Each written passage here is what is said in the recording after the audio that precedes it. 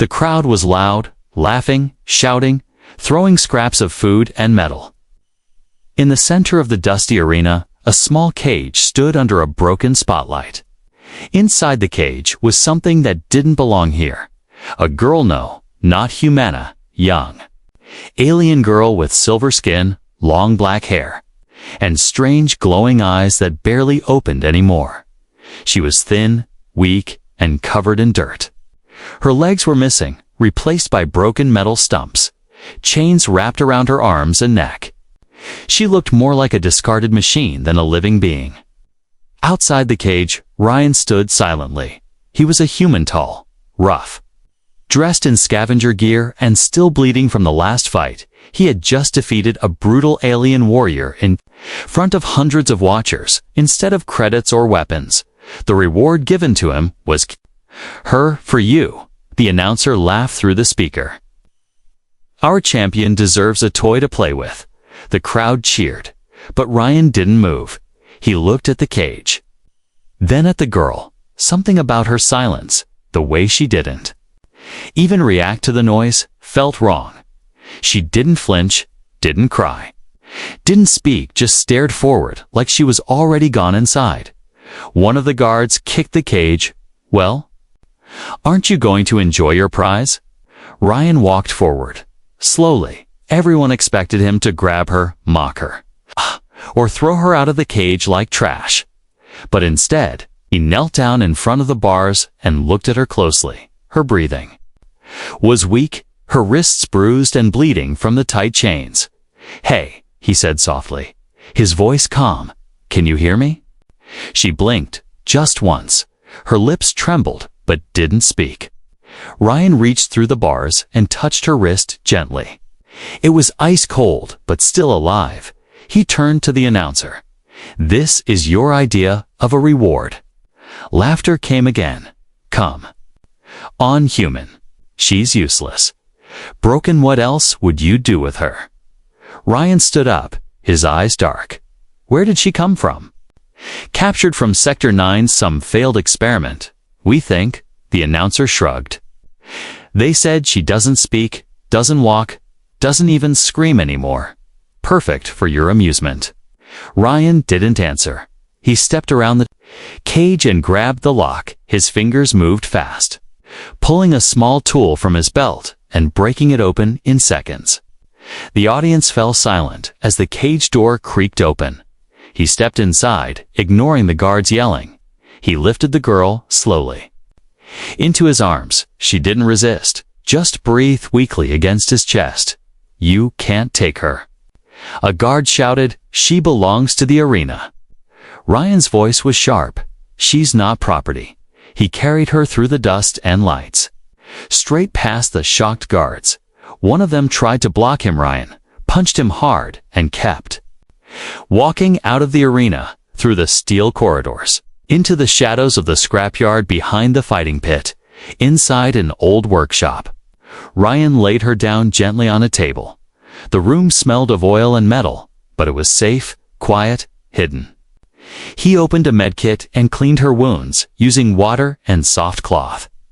Her body flinched when the cold touched her skin, but she didn't open her eyes as he checked her vitals with a small scanner. He found something strange and internal. Chip was installed in her spine, slowly shutting down her organs. Who would do this? He whispered, angry. He removed his jacket and wrapped her in it. Covering her small, shaking body, her lips moved again, barely making a sound. Kill me. Ryan leaned closer. No, he said firmly. I'm not like them.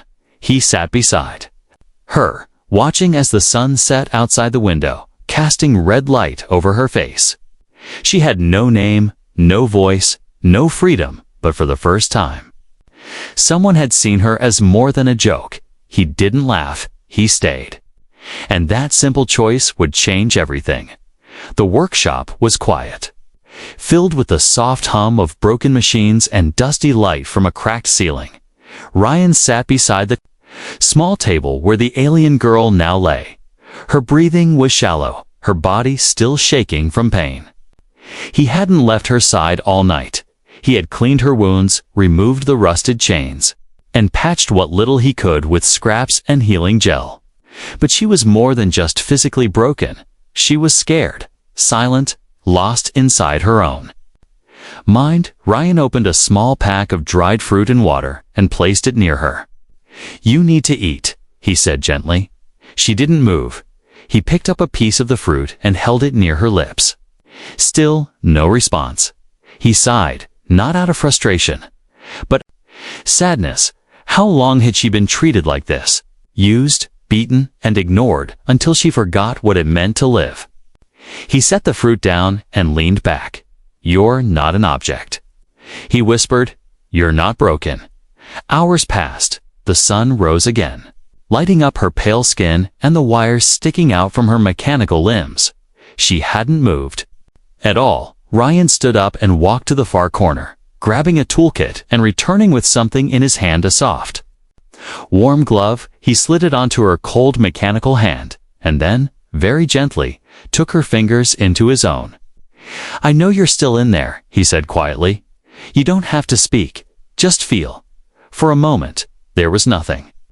Then her fingers twitched, his eyes widened. "That's it," he encouraged. "You're safe now." Her fingers slowly wrapped around his. Weak and trembling, but real, Ryan didn't smile or cheer. He just stayed still, letting her know he wasn't going to leave. That one touch changed everything. Later that day, Ryan used his scanner again to study the chip in her spine. It was a kill switch, buried deep in her neural system. If left alone, it would end her life in a week, maybe less. Removing it would be dangerous, but leaving it was a death sentence. He looked at her, now sleeping under a blanket. "You didn't ask for this," he muttered. "But I'm going to help you anyway." He placed a hand on her forehead, brushing away strands of her black hair. There were scars underneath, thin and hidden signs of previous surgeries, experiments, or torture. Whoever did this to her treated her like a lab test, not a person. That night, while she slept, Ryan worked on a plan. He needed parts, advanced biotools, shielded wires, and microsurgeons. But he couldn't leave her alone here, not with bounty hunters and arena scouts who might come looking. So he built a hidden room deep behind the walls of his workshop, lined with old ship plating and lead wiring to block scans. He moved her there gently and sealed the door with a code only he knew. The next morning, he headed out into the scrapyards of the lower colonies. Risking his life to collect forbidden tech and rare supplies, he traded with smugglers, bribed guards, even fought off 2 scavengers who tried to take his tools. By the time he returned, bleeding from a small cut on his arm, the hidden room was still untouched. And when he opened the door, he saw something that stopped him cold. She was sitting up, barely but sitting.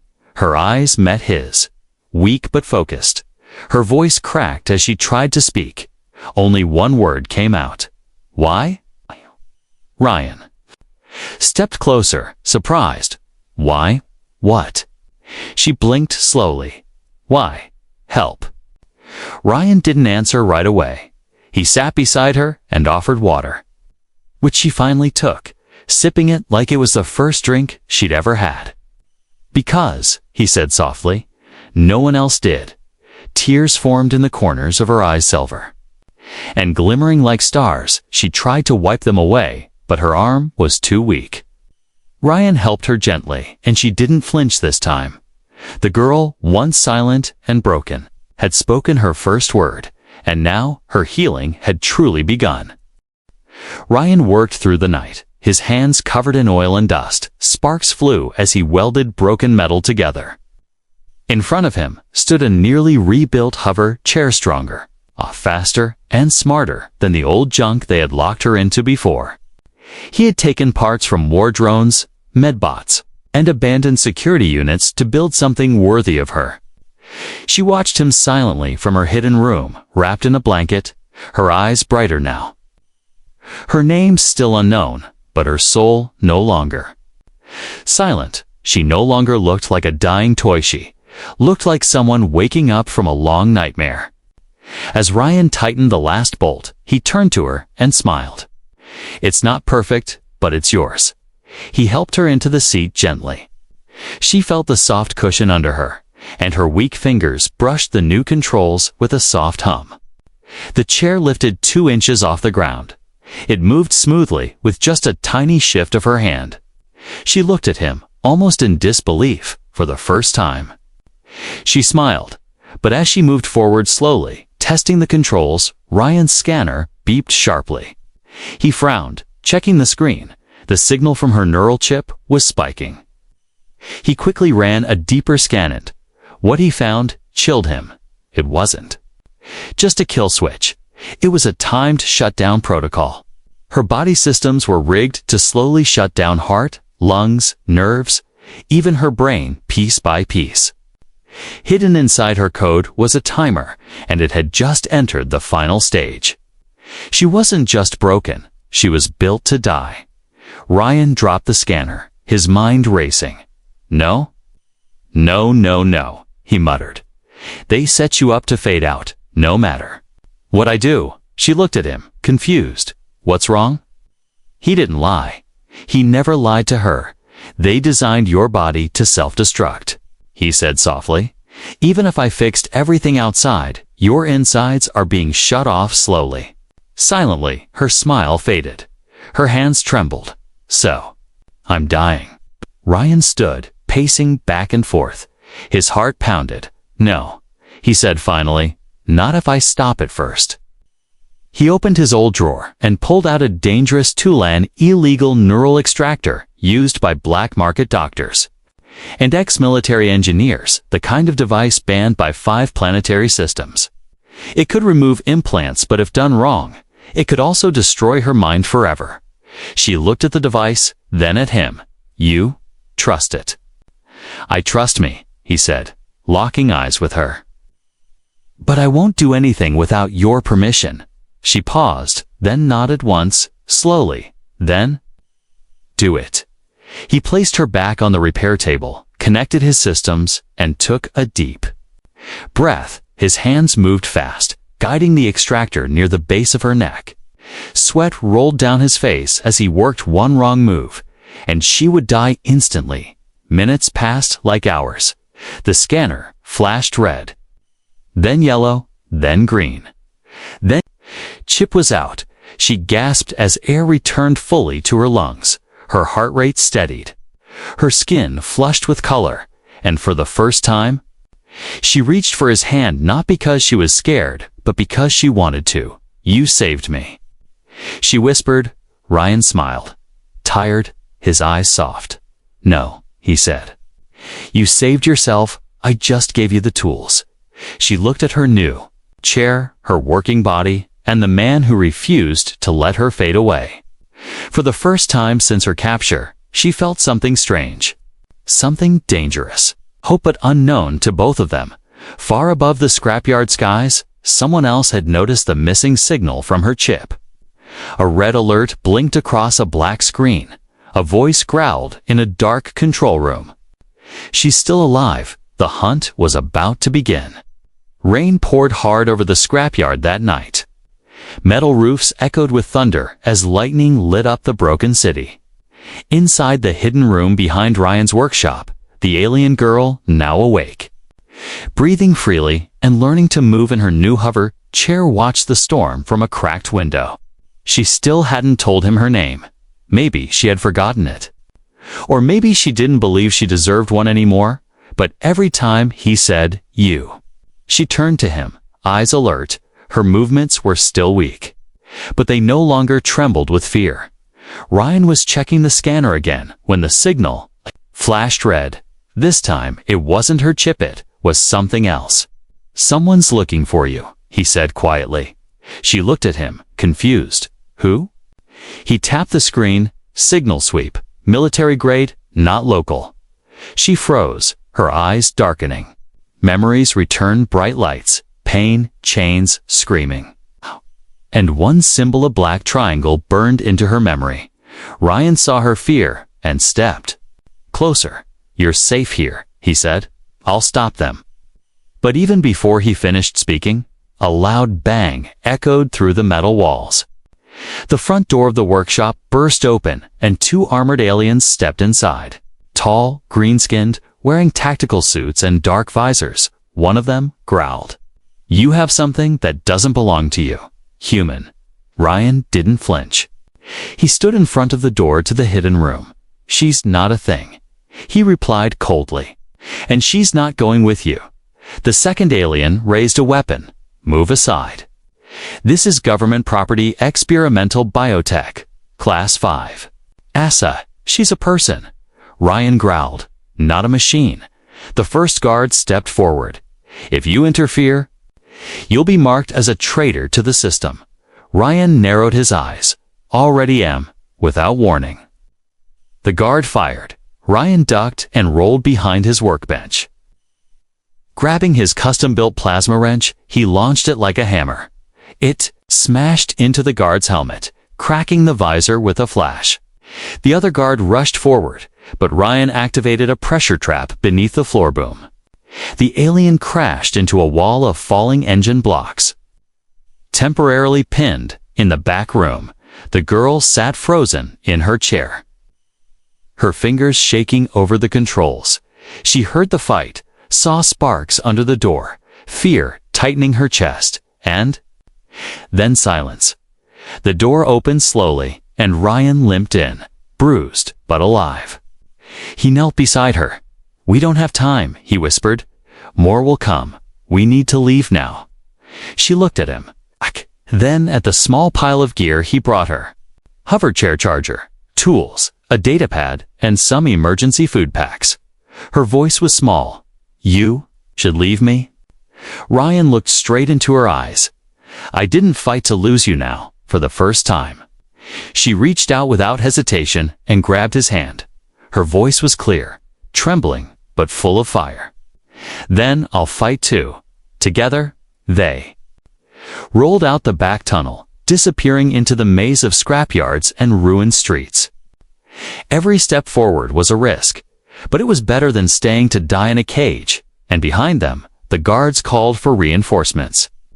A bounty was activated, drones launched from orbit, and one chilling order was spoken over the comms: capture. The girl killed the human. But they were too late. The broken girl had chosen to live, and the human had already chosen to die for her if he had to. The scrapyard moon cast a pale blue light over the silent canyon of broken ships and rusted metal. Ryan and the girl moved carefully through the shadows, hiding from patrol drones that buzzed overhead. She sat in her hoverchair, covered in a ragged cloak, her silver skin dim in the cold wind. They had been on the run for 3 days, sleeping in abandoned cargo holds. Moving only at night, she barely spoke, but her eyes watched everything, sharp, alert, no longer hollow. Something inside her had awakened. Not just the will to live, but the hunger to fight. That morning, Ryan brought her to a hidden bunker beneath an old crashed freighter. He had found it years ago, filled with salvage and tech from the war. This place was safe, at least for now. He lit a small lamp and opened a box marked Project Thorn. Gen 6 XLMs. Side were 2 long, metallic legs, polished, lightweight, and powerful, meant for war soldiers who lost limbs. These legs were rare, nearly illegal, and worth a fortune. She stared at them, silent, her lips parted. "For me." Ryan nodded. "No one else is strong enough to wear them." She hesitated. "I don't know how to walk." "You'll learn," he said, kneeling beside her, "and I'll catch you if you fall." The installation took hours. He gently detached the broken stumps and carefully connected the neural ports to the new legs. Her skin twitched, muscles sparked, and pain shot through her spine. But she didn't scream. She clenched her jaw and endured it all. Finally, he stepped back, sweat dripping from his face. "Stand," he whispered. She looked at him, then at the floor. Her hands trembled as she pushed down on the hoverchair's arms. Slowly, the mechanical legs locked into position, humming. Softly, her feet touched the ground for the first time in years. She wobbled, then steadied. Ryan's hands hovered near her, but didn't touch. He wanted her to do this alone. She took one step, then another, and then she walked. Tears ran down her face, not from pain, but from shock. Her voice cracked. I'm walking. Ryan smiled, his voice tight. Told you you could. They spent the next hours training, step by step, stumble by stumble. Ryan built rails and soft mats, teaching her how to balance, move, even run. At first, she fell often, but every time she did, she got up faster. Each fall erased a part of her past, and every step rewrote her future. But their peace didn't last long. Later that night, Ryan checked the outer sensor's movement, fast and heavy, approaching from the east. He scanned the Signal 6 heat signatures. Armed, tracking, they had found them again. He ran back inside.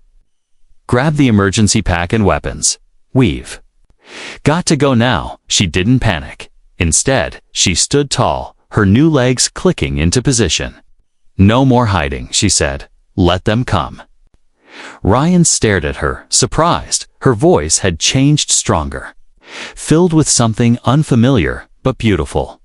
She wasn't the same girl in the cage anymore. The ground shook as the hunters drew closer, laser sights cutting through the dark. Ryan loaded his blaster, his heart racing.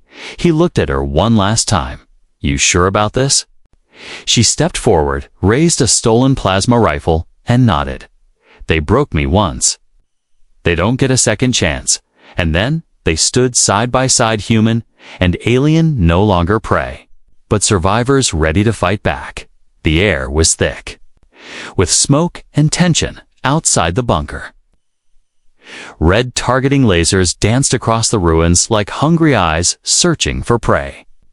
Ryan pressed his back against the rusted wall, breathing hard. His weapon was charged, but he knew it wouldn't be enough, not this time. Beside him stood the girl, no longer trembling. Her posture was firm, her mechanical legs anchored to the ground like steel roots. Ow. Her glowing eyes scanned the dark, calculating, focused. She was ready to fight. They had sealed the entrance to buy a little time, but the hunters had drones now, fast, silent, deadly. These weren't just thugs anymore.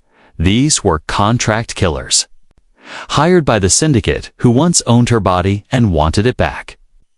We'll split, Ryan said, checking the map on his datapad. You take the tunnel path, head west, toward the resistance outpost. I'll draw them away. She grabbed his arm hard. No, she said, voice strong. We stay together. Before he could answer, the ceiling exploded. Boom. Dust and fire filled the room. Two drones zipped through the hole, scanning rapidly, firing stun bursts. Ryan grabbed the girl and rolled across the floor, shielding her as energy blasts scorched the walls behind them. Go, he shouted, pushing her toward the back corridor. But she didn't run. She turned, lifted her plasma rifle, and fired. Bam. One drone burst into sparks.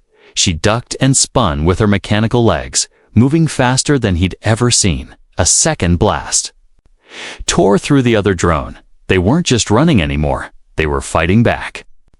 Suddenly, a deep metallic voice echoed from outside. Target confirmed. Engage. Lethal. 3 tall alien soldiers dropped into the bunker with heavy armor and plasma cannons. The girl fired, but the energy barely dented their shields. Ryan cursed and pulled her behind a support beam. We can't win this, he whispered. She looked at him, fire in her eyes. You saved me before.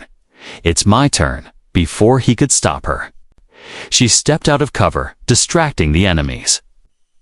Ryan tried to follow, but a plasma round struck the ceiling, collapsing the beam above him.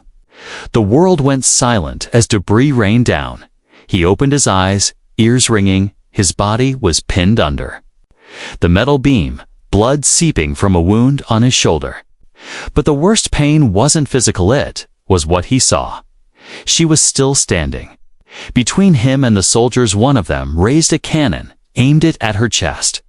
Nitrogen monoxide. Ryan screamed, forcing his arm free. The shot fired in that final second. Ryan threw himself in front of her. The blast hit him square in the back, burning through flesh and armor. He fell to the ground, gasping. Blood pooling beneath him. She caught him before he hit the floor, her hands trembling. Why would you do that? His eyes flickered. Because you're worth it. Tears streamed down her face, silver and shining like stars. But she didn't break this time. She rose, turned toward the soldiers. Han let out a cry that shook the air. A voice that had once been silent now roared like thunder. With a single command, her legs surged forward, energy rising from the ports Ryan had enhanced in secret. Her arms glowed with overclocked strength. The rifle she held overloaded, humming with unstable power. She became a storm. Her rage was swift, her movements precise. She dodged blasts, struck with fury, and brought the soldiers down one by one until the room was silent again. And then she ran back to him. Ryan was fading, his breaths slow and shallow. She held his hand tightly, whispering, "You don't get to leave me now. You hear me?" He smiled weakly. "Told you. I'd catch you if you fall." And then? His eyes closed, but somewhere deep inside his jacket, the emergency med chip he had installed started blinking a Tory recovery. Activated. He wasn't dead, not yet. And she wasn't alone anymore. Ryan's body lay still on the floor of the bunker, covered in blood and dust. His breathing was shallow, barely a whisper, but he was alive. The emergency med chip he had installed, his last gift to himself for her sake, was now pulsing slowly, rebuilding his damaged organs one cell at a time. The alien girl, once caged, once silent, knelt beside him, gripping his hand tightly, her glowing eyes filled with emotion, not fear, but something fiercer, determination. She had cried for him, bled for him, fought for him because he had been the only one in the galaxy to fight for her. Now it was her turn to carry him to safety. She wrapped his body in a reinforced cloak and activated the hover sled from the corner of the bunker. With strength she never believed she'd have, she pulled him through the tunnels, past the ruins, away from the burning battlefield they'd left behind. 2 days passed. She reached the resistance outpost hidden in the old lunar mines. The guards raised weapons till they saw her. Then they saw Ryan, broken but breathing, and lowered their guns. A medic rushed forward. "He's the one who sent us the map data on syndicate locations. He saved hundreds." She blinked, confused. "He never told me he wouldn't." The medic smiled. "He only cared about saving one person, you, while Ryan was placed in recovery." She sat quietly in the tech bay, fingers moving slowly across a secure console the engineers had given her access to the syndicate chip Ryan had removed from her spine. Inside it was data, not just control codes, but maps, secrets, and access keys to syndicate communication towers, drone systems, and command vaults. Her body had been turned into a living memory drive. The reason they hunted her, the reason they locked her away like a toy, it's because she wasn't just an experiment. She was the weapon they were too afraid to use. Now free, she made a choice Ryan would have been proud of. She stood before the resistance leaders and placed the chip on seize, and placed the chip on the table. "You want to end the syndicate," she said, voice calm. "I'm the key." No one spoke for a long moment. Then a grizzled captain stepped forward, nodding. "Then let's start unlocking doors." Days turned into weeks, and as Ryan healed, he would sometimes wake up to the sound of her voice, laughing, giving orders, leading planning sessions, guiding the team through data she never even knew she carried. The girl who once couldn't speak was now giving commands. The girl who once couldn't walk now marched with soldiers, and the girl who once had no name now had one. Kira. Ryan smiled the first time he heard her say it out loud. "It suits you," he whispered, his voice still weak. She sat beside his bed and held his hand like he once held hers. "You gave me life," she said. "Now I'm going to give others a future." Outside, the sky cracked with thunder, not war this time, but real rain, washing over a planet that had long forgotten peace. Kira stood up and looked to the stars, her mechanical legs humming softly. Her heart stronger than ever. Once she had been thrown into a cage to be broken. Now she was walking into battle too. Break the chains of others, and beside her always was the one human who believed in her when no one else did.